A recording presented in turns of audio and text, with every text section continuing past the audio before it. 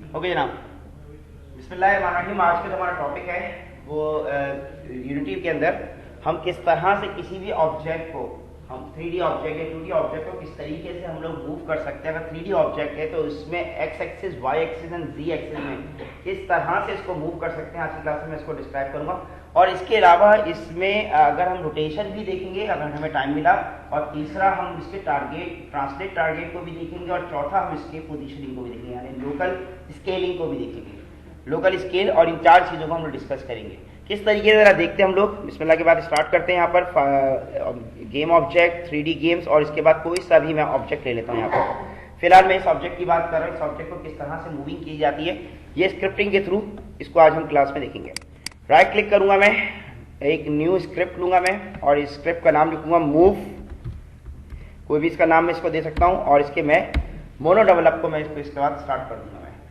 बाकी इसके अंदर आप चाहें तो आप डायरेक्शनल लाइट्स पे चला दें, कोई भी चीज़, ये आपकी अपनी मर्जी पर होगी।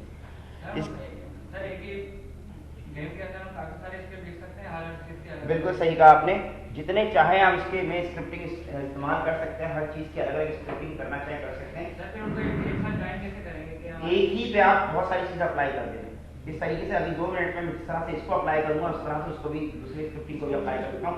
सेम तरीका है, ऐसा नहीं है कि एक ऑब्जेक्ट पे दूसरे हम स्क्रिप्टिंग को अप्लाई नहीं कर सकते, बिल्कुल अप्लाई कर सकते हैं। कैसे कर सकते हैं, इसमें ही इस्तेमाल कर सकते हैं नंबर 1, या फिर अलग से बना के अप्लाई करना चाहे तो अप्लाई कर सकते हैं। कैसे, इसको आगे क्लास में देखते हैं हम लोग। अब यहाँ पर सबसे पहली बात ये कि हम पोजीशनिंग की बात कर रहे हैं। हम लोग जब पोजीशनिंग की बात कर रहे हैं तो पोजीशन पहली बात है किस फंक्शन में आएगा, स्टार्ट में आएगा या अपडेट में आएगा, पहले हमें ये डिसाइड करना होगा। ये चीज बेसिकली स्टार्ट पे नहीं आएगी, ये चीज बेसिकली फंक्शन हमेशा अपडेट में आएगा, क्योंकि हर इंस्टेंस में वो आगे बढ़ रहा है, हर सेकंड में वो आगे बढ़ रहा है। जिस तरह हमने पिछले क्लिप्स में देखा था किस तरीके से वो हर इंस्टेंस पे उसकी वैल्यू चेंज हो रही है, तो यहाँ पर भी ये वही वैल्यू है। तो पहले हमें क्या कराना पड़ेगा, बिल्कुल सही कहा आपने। इसके लिए हम स्टार्ट से पहले हम उसको डिक्लेयर करवा देंगे। हम ऊपर हम इससे पहले उसको डिक्लेयर करा के अपडेट को हम लोग स्टार्ट से ही वो मूविंग होना शुरू हो जाएगा। स्टार्ट पे वो स्टार्ट होगा, जरूर होगा, लेकिन उस वहां से ही वो मूविंग होना शुरू हो जाएगा। यहाँ पर मैं लिखता हूँ फॉर एग्जाम्पल वेक्टर 3। वेक्टर 3 इसलिए कि ये बेसिकली यहाँ पर मैं वैल्यू को मैं डिक्लेयर करवा रहा हूँ, चाहूँ तो मैं इनिशियलाइज भी करवा सकता हूँ। यहाँ पर फिलहाल मैंने लिखा फॉर एग्जाम्पल पोजीशन, पोजीशन के नाम से मैं रखता हूं मैं, और ये चीज मैंने इसमें डिक्लेयर कर दी। अब इसके बाद मैं किसके अंदर आ जाऊंगा, मैं आ गया इसके अपडेट पे। यहां पर अपडेट वैल्यू होती रहेगी। याद रखिएगा इसमें जो हम पोजीशन को कभी भी डायरेक्टली अपडेट नहीं कर सकते, यानी पोजीशन किस तरह से ट्रांसफॉर्म पोजीशन मैं इसको हम लोग इनडायरेक्ट करते हैं। किस तरीके से, पहले मैं इनडायरेक्ट करके दिखाता हूं, फिर मैं डायरेक्ट का भी मैं आपको आइडिया देता हूं। मिसाल के तौर पे ये मैंने पोजीशन लिखा, तो पोजीशंस के लिए यहाँ पर पोजीशंस ये वही वैल्यू है जो ऊपर से आ रही है।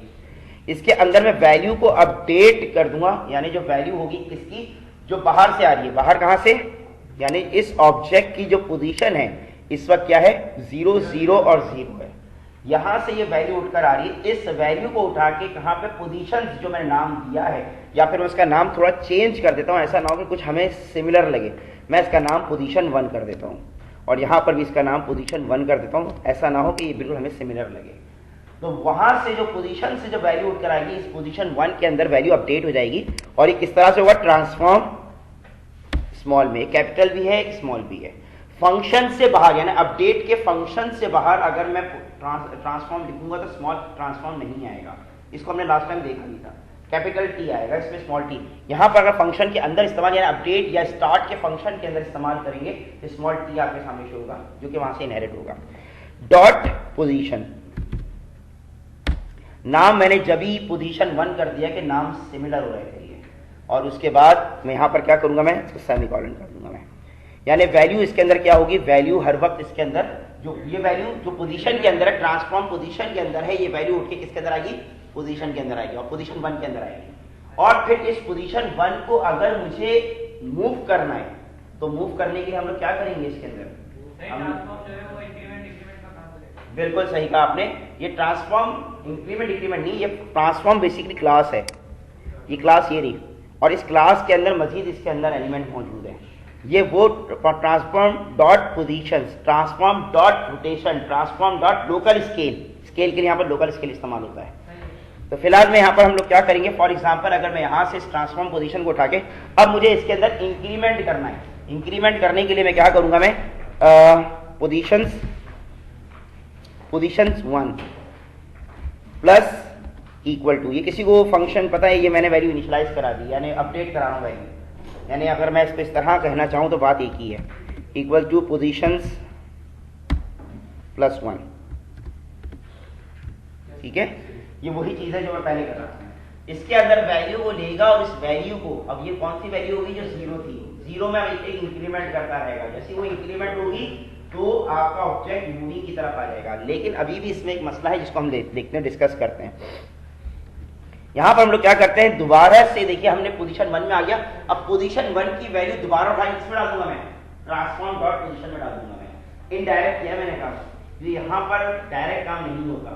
देखिए मैंने पहले क्या किया, यहाँ पर पोजीशन 1 में जो 0 0 वैल्यूज थी उसको उठा के कहाँ डाला मैंने, पोजीशन 1 में, और फिर पोजीशन 1 की वैल्यू जो है उठा के मैंने कहाँ में डाली, पोजीशन। अच्छा इसमें अब एक प्रॉब्लम है, अब यहाँ पर एक क्वेश्चन ये है कि ये इसके अंदर वैल्यू डालेगा, इसमें इसके अंदर भी 3 चीजें, पोजीशन के अंदर भी 3 चीजें, x, y और z, x पोजीशन को डालेगा, y पोजीशन को डालेगा, z। तो यहाँ पर मैं काम करता हूँ, मैं फिलहाल इसी तरीके से करता हूं, मैं तरीकेकार वही है,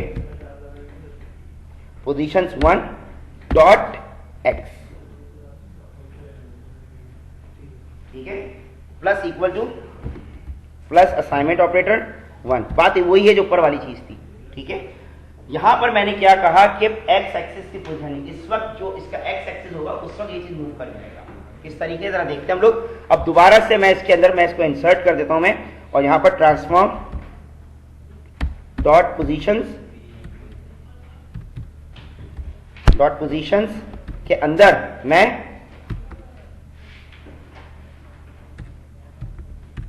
पोजीशंस 1 को डाल देता हूं। अब गौर से देखिएगा, आप यहां पर मुझसे पूछेंगे सर आपने यहां पर x क्यों लिखा, यानी ऊपर आपने x लिखा, बेसिकली होता क्या है कि ट्रांसफॉर्म के अंदर से, पोजीशंस के अंदर से जो पूरी वैल्यू ट्रांसफॉर्म डॉट पोजीशन मैंने लिखा, इसका मतलब x, y, z, इन तीनों वैल्यू को उठा के इसने पोजीशन 1 में डाल दिया, लेकिन इन तीनों में से मुझे मूव किस पे कराना था, एक्स एक्सिस पे।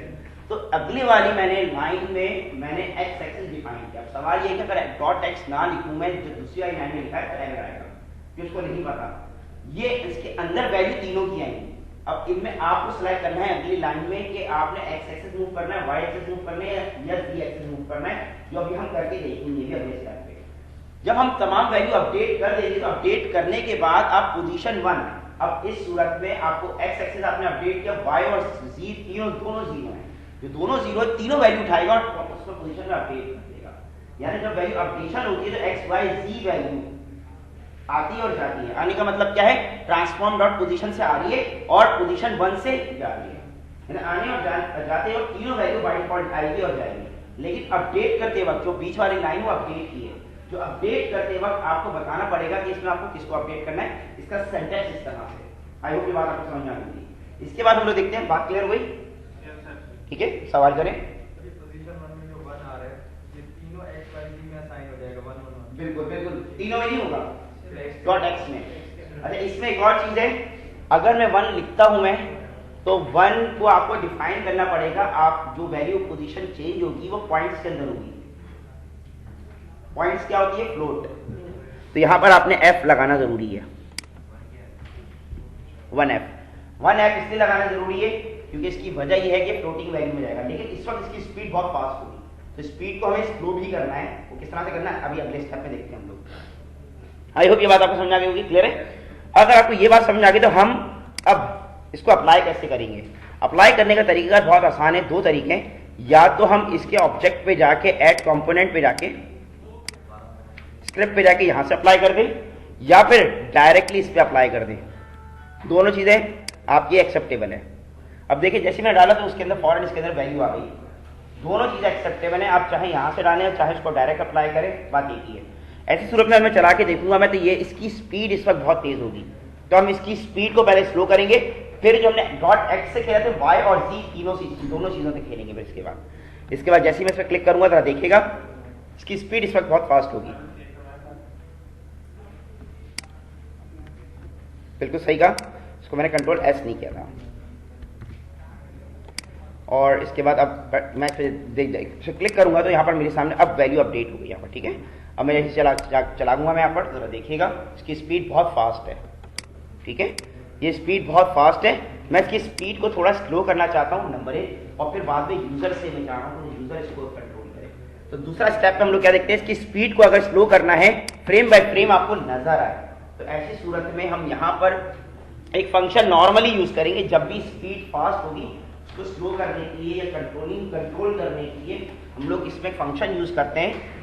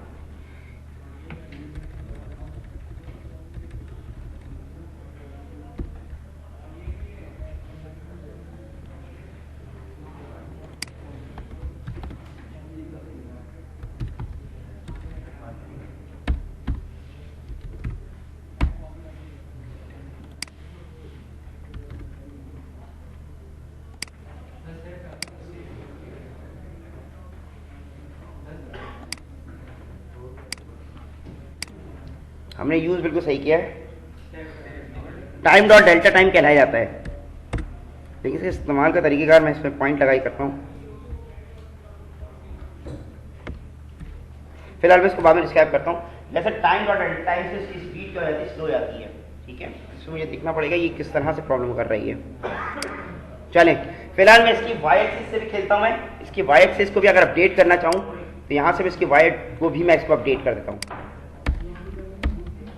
जनाब ये तीनों चीज़ें मैंने इसमें डॉट एक्स को तीनों दफ़ा मैंने पेस्ट किया। पेस्ट करने के बाद यहाँ पर मैं इसकी यहाँ पर अगर वाई लिखना चाहूँ मैं डॉट वाई या डॉट जी,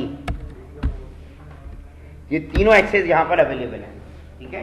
इन तीनों चीज़ों से हम लोग खेल के हम लोग क्या कर सकते हैं कि हम लोग इसके तीनों पोजीशन से हम लोग यहाँ पर इसको अप्लाई कर सकते हैं। जैसे इस पर जाऊँगा मैं यहाँ पर और जैसे इसको यहाँ प्ले करूँगा मैं, तो ये एक ऐसा इसने जी एक्सेस निकाला कि जिसपे इसने मूव कर गया।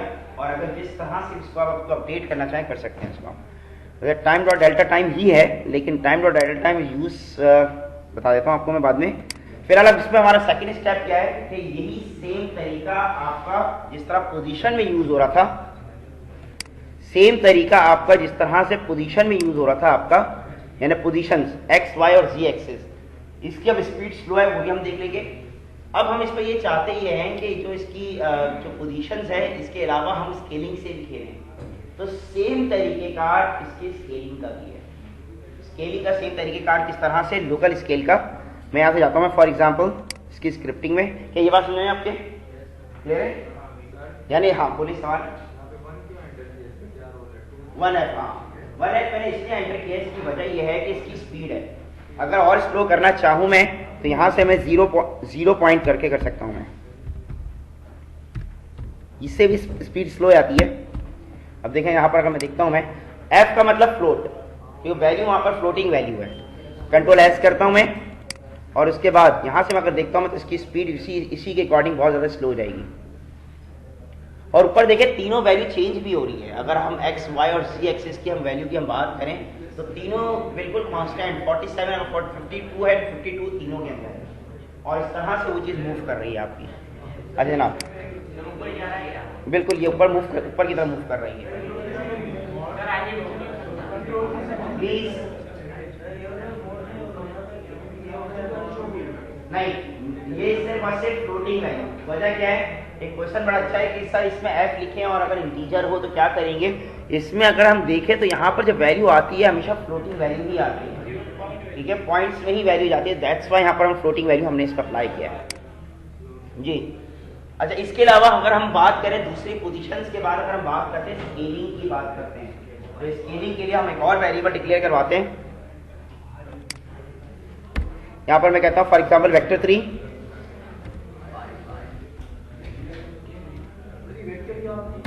वेक्टर 3 के बारे में 2 एंड मैंने बताया था ना एक्स और Y axis, X axis Y axis dimension है इसकी, ठीक है।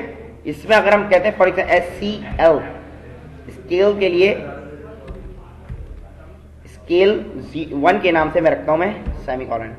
मैंने यहाँ पर स्केल 1 के नाम से मैंने एक और क्या बोलते हैं स्केलिंग का मैं रखा जिसका हमारी जिसकी लाइब्रेरी कॉल होगी लोकल स्केल के नाम से होगी। अब मैं इसके लिए मैं क्या करूंगा, सेम तरीके का वैसे ही है, मैं यहाँ पर रखता हूँ फॉर एग्जाम्पल SC स्केल 1 के अंदर मैं वैल्यू को अपडेट कहां से करूंगा, मैं ट्रांसफॉर्म डॉट लोकल स्केल।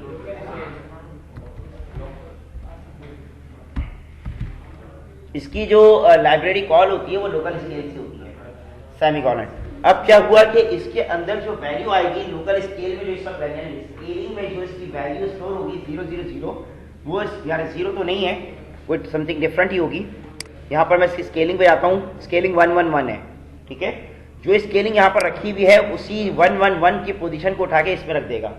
और इसके अंदर भी अगर आप देखें तीनों एक्सिस मौजूद है, एक्स वाई और z एक्सिस मौजूद है। तो हम लोग तीनों एक्सिस को हम यहाँ पर मैं फिलहाल इन तीनों को मैं यहाँ से फिलहाल इसको मैं कमेंट बना देता हूँ। अगर साथ साथ रखना चाहूँ तो रख सकता हूँ मैं, लेकिन फिलहाल मैं इसको कमेंट बना रहा हूँ। कमेंट बनाने के बाद मैं क्या करता हूँ, इसके अंदर या फिर सिर्फ और सिर्फ मैं रखता हूँ मैं एक्स एक्सिस को मैं फिलहाल रखता हूँ यहाँ पर, मैं बाद में इसको भी हटा दूंगा मैं। अब इसके अंदर जो वैल्यू है मैं उठा के मैं रखना चाहता हूँ स्केल के अंदर, स्केल 1 के अंदर डॉट एक्स, ठीक है। स्केल 1 डॉट एक्स इसके एक्स एक्सिस पे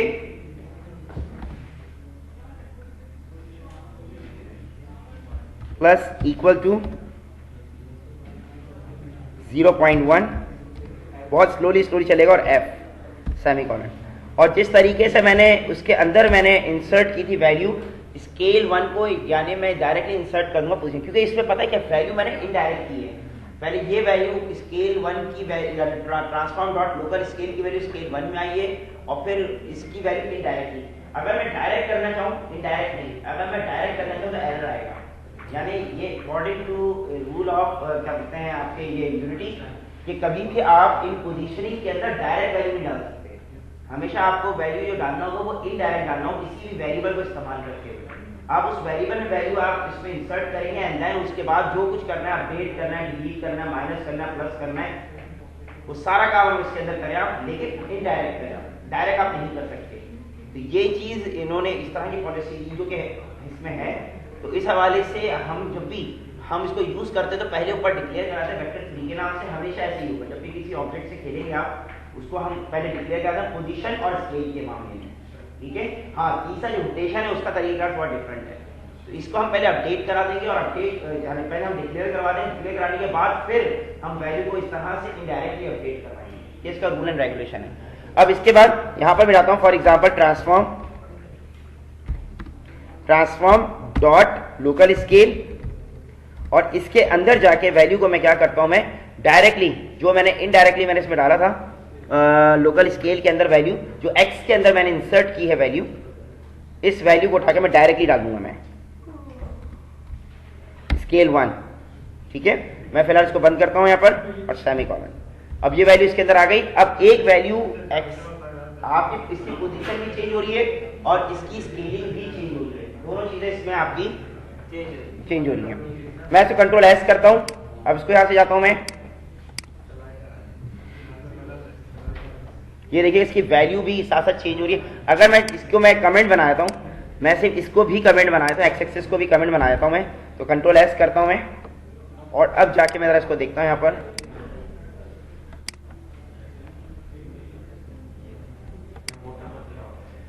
यहां पर देखिए इसकी वैल्यू कंटिन्यूसली इंक्रीज हो रही है, ठीक है। सिर्फ और सिर्फ पोजीशन ये उस वक्त होता है कि आपने किसी ऑब्जेक्ट पे खास पॉइंट पे इंक्रीज करना होता है ना। बात होता है गेम में एक चीज अगर आपके सामने कोई प्रोग्रेस हो जाती है, कोई आपने एनर्जी का, तो वो नॉर्मली थोड़ा सा साइज इंक्रीज हो जाता है। तो इसी तरीके से अगर आपने कोई इस तरह की चीज करनी हो, इसके थ्रू आप कर सकते हैं, थोड़ा सा इंक्रीज आप प्रोग्रामिंग के थ्रू करते हैं, कोई चीज नहीं है।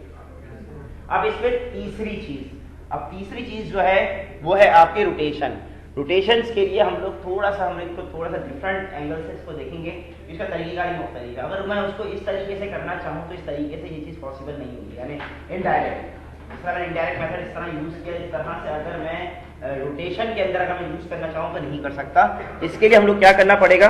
अच्छा, सवाल ये है कि यहाँ तक की बात सुनाइए आपको। सर जो आपने अभी गेम बनाया था उसके अंदर तो रोटेशन वो ऑटोमेटिक कर रहा था, चारों तरफ घूम रहा था। बिल्कुल, वो इसकी वजह ये थी जो ऑब्जेक्ट मैंने कैरेक्टर ऑब्जेक्ट जो डाला था बेसिकली उस ऑब्जेक्ट के अंदर स्क्रिप्टिंग मौजूद थी। हमने जो इंपोर्ट किया था तो इसकी स्क्रिप्टिंग और तमाम उसके जो भी फीचर्स थे वो सारे उसमें बिल्ट इन थे। अच्छा, इसमें मैंने ये कहा था आगे चल के मैं आपको बताऊंगा ये ऑब्जेक्ट मूव प्रोग्रामिंग के थ्रू कैसे करना है, ये वो चीज है। ठीक है, आगे चल के हम लोग इसको अभी किस पे लेकर आएंगे? कंट्रोलिंग पे लेकर आएंगे हम लोग। ठीक है, पहले ये करने के बाद इसे कंट्रोलिंग पे ले आएंगे। माउस से कंट्रोलिंग किस तरह से करते हैं? User control. बिल्कुल हाँ, उसके तरीका पहले 3-4 तरीके हम ये सीख लें, उसके बाद ये यूजर कंट्रोलिंग का है, इसको हम यूजर इनपुट भी करेंगे। जी सर कैरेक्टर भी चेंज कैरेक्टर भी चेंज कर सकते हैं। तो कैरेक्टर आपने स्क्वायर लिया और कैरेक्टर बना दिया। ये कैरेक्टर जो बनता है बहुत सारे आप स्ट्रक्चर बना के लेकर भी आते हैं और बहुत सारे यानी विजुअल स्टूडियो में भी डिजाइन में आता है। तो इसके लिए मेरी एक कोर्स है अभी कंप्यूटर ग्राफिक्स का, उसमें मैं एक स्ट्रक्चर बनाना सिखाऊंगा उसके अंदर। ठीक है, अच्छा प्लीज अब यहाँ पर देखिएगा। अब यहाँ पर हम लोग एक और चीज की तरफ चलते हैं कि किस तरीके से हम लोग अब इसके हम लोग अच्छा मैं इसके लिए एक और प्रोग्रामिंग है, एक और मैं इसको ऐड कर लेता हूँ जिस तरह आपके सवाल का आंसर आ जाएगा कि एक ऑब्जेक्ट पे हम क्या मल्टीपल क्या बोलते हैं प्रोग्रामिंग को ऐड कर सकते हैं, तो बिल्कुल ऐड कर सकते हैं। यहाँ पर मैं रोटेशन के नाम से एक और प्रोग्रामिंग को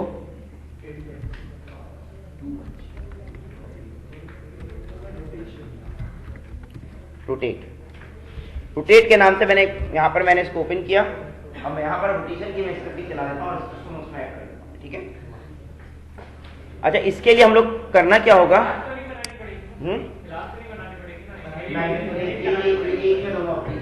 कोई मसला नहीं होगा इसमें जनाब। अब इसमें जरा देख लीजिएगा, इसमें जरा देख लीजिएगा किस तरीके से हम लोग रोटेशन करते हैं, हम लोग इसमें किस तरह से रोटेशन करते हैं। इसके लिए हमें करना क्या होगा कि मैंने आपको शायद पहली क्लास में आपको मैंने बताया था कि अगर मैं चाहता हूं कि यहाँ पर स्क्रिप्टिंग की जगह पे यहाँ पर फिलहाल जो लिखा हुआ है ऑब्जेक्ट के अंदर, यहाँ पर स्क्रिप्टिंग मैंने अप्लाई की हुई है, इसके साथ स्क्रिप्ट लिखा हुआ है, इसके नीचे अगर मैं अपनी मर्जी से कोई नाम ऐड करके उसको यूजर कंट्रोल बना दूं, क्या कर सकता हूँ? बिल्कुल कर सकता हूँ। उसके लिए हमें क्या करना पड़ेगा? पब्लिक। बिल्कुल सही कहा, पब्लिक करके हमें इसमें यूज करना होगा, यानी पब्लिक वॉइड पब्लिक इंट और मैं कोई भी वेरिएबल RO के नाम से मैं डिक्लेयर कर और इसको इनिशियलाइज कराता हूं 1। Very good. पब्लिक मैंने इसलिए रखा है यहाँ पर कि यहाँ पर मैं चाहता हूं कि यहाँ पर इसका नाम स्क्रिप्ट में जो है लिखा हुआ है इसके नीचे उसकी स्क्रिप्टिंग आ जाए, तो स्क्रिप्टिंग के हम यूजर कंट्रोल अपनी मर्जी से कर सकें, ये रोटेशन में। और चौथा आपका जो अभी हम आगे चल के देखेंगे इसके ट्रांसलेट के अंदर 2 चीज़ों में एक ही इसी तरीके का यूज होता है, यानी हर एक दो, यानी अगर हम पोजीशंस की बात करें और स्केलिंग की बात करें इनका मेथड डिफरेंट है, यानी इनडायरेक्ट मेथड्स में यूज होता है। लेकिन हम जब हम रोटेशन की बात करते हैं और ट्रांसलेट जो चौथा हम करेंगे वो दोनों के तरीकेकार सेम है, लेकिन थोड़ा मुख्तलिफ तरीकेकार। जो तरीका बताऊँ ये तरीकेकार से आप इससे आप हमेशा काम करेंगे आप। ठीक है, कि लोग क्या करते हैं कि नॉर्मली जिस तरीके से पोजीशन से खेल रहे होते हैं यानी इनडायरेक्ट मेथड से, वही रोटेशन से खेलते हैं तो आंसर उनका नहीं आता, उनका एरर आना शुरू हो जाते हैं। तो यहाँ पर ये चीज़ समझना जरूरी है कि पोजीशन और स्केलिंग का जो मेथड है जिसको हम इनडायरेक्ट मेथड कहते हैं वो सेम है। लेकिन अगर हम जब बात करते हैं रोटेशन की और ट्रांसलेट जो चौथा हम करेंगे, इन दोनों की जब हम बात करेंगे तो इनका तरीकेकार मुख्तलिफ है लेकिन सेम इन दोनों के। ठीक है, इस तरह से ये तो तरीका सीखेंगे तो आपको ट्रांसलेट भी समझ में आ जाएगा। यहाँ से हम लोग जाएंगे और यहाँ से आने के बाद 1F किया हमने और इसके बाद मैं इसको कंट्रोल S करता हूँ। मैं कंट्रोल S करके जब मैं जाके देखूंगा मैं, अच्छा फिलहाल मैं रोटेशन अप्लाई नहीं किया, अगर मैं इसके अंदर रोटेशन अप्लाई कर देता हूँ मैं इस ऑब्जेक्ट के अंदर, तो गौर कीजिएगा यहाँ पर फिलहाल अभी रोटेशन के नाम से हमने एक और स्क्रिप्टिंग ऐड तो कर दी, लेकिन इसलिए कि हमने इसको यूज़ ही नहीं किया हमने। ठीक है, अब हम लोग क्या करेंगे, फॉर एग्जाम्पल इसको यूज़ करने के लिए यहाँ पर हम लोग करते हैं कि इसके अंदर ट्रांसफॉर्म डॉट रोटेशन के अंदर, इसके अंदर जैसे हम ब्रैकेट ओपन करेंगे और यहाँ पर हम देखेंगे फॉर एग्जांपल पहला तो आपके साथ पब्लिक के अंदर वाइट, इसके सेकंड पोजीशन ये 1 of 6 है, इसको हम 6 तरीकों से इस्तेमाल कर सकते हैं। सेकंड में नीचे डाउनवर्ड एरो की प्रेस कर रहा हूँ, दूसरा हमारे पास ये आ रहा है और तीसरा प्रेस कर रहा हूँ, तीसरा चौथा 5वां। हम जो नॉर्मली इसमें खेलते हैं एक्स वाई और जी एक्सिस से खेलते हैं। इसको फ्लोट हो गई है, इंटीजर नहीं होता कोई भी डेटा टाइप, फ्लोट।